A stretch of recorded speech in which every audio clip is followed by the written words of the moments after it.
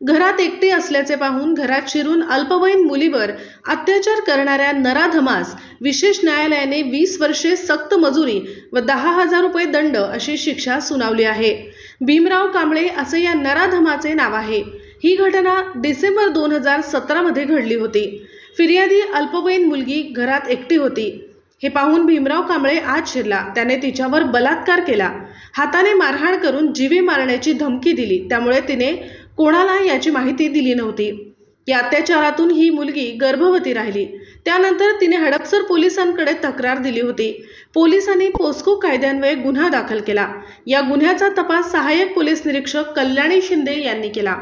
विशेष न्यायालयात दोषारोप पत्र दाखल केले।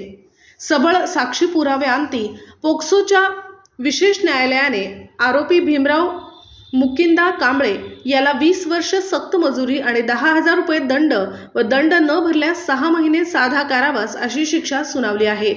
सरकार पक्षातर्फे अतिरिक्त सरकारी वकील विकास घोकरे पाटील, कोर्ट पैरवी पोलीस अंमलदार संभाजी मांगरे व ए.जे. गोसावी यांनी काम पाहिले।